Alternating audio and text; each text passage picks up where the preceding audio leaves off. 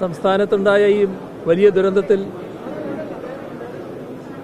അഗാധമായ ദുഃഖവും അനുശോചനവും നമ്മുടെ നാടാകെ രേഖപ്പെടുന്ന ഘട്ടമാണിത്. ഞെട്ടലോടെയാണ് നാടാകെ ഈ വാർത്ത കേട്ടത്. ഇന്നലെ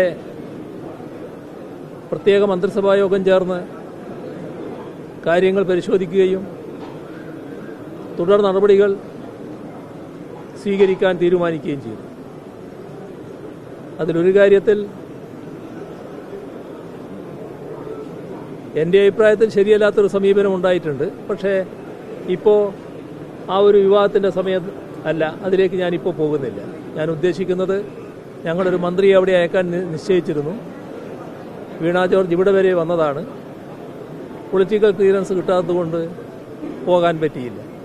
അത് ഇപ്പോൾ ഒരു ഗൗരവമായ പ്രശ്നമായിട്ട് ഞാൻ ഉന്നയിക്കുകയല്ല, അത് നമുക്ക് പിന്നീട് ചർച്ച ചെയ്യാം. ഇപ്പോൾ നാം എല്ലാവരും ശ്രദ്ധിക്കേണ്ടത് ഈ കാര്യത്തിലാണ്. ഏകോപിതമായ ശ്രമങ്ങളാണ് വേണ്ടത്. കേന്ദ്ര ഗവൺമെൻറ്റും സംസ്ഥാന ഗവൺമെൻറ്റും എല്ലാം ഏകോപിതമായ മനസ്സോടെ തന്നെ ഈ കുടുംബങ്ങളെ സഹായിക്കാൻ വേണ്ടി ഇടപെടുകയാണ് വേണ്ടത്. അതിന് കുവൈത്തുമായുള്ള നിരന്തര ബന്ധം കേന്ദ്ര ഗവൺമെൻറ്റിൻ്റെ ഭാഗത്ത് നിന്ന് ഉണ്ടാകേണ്ടതായിട്ടുമുണ്ട്.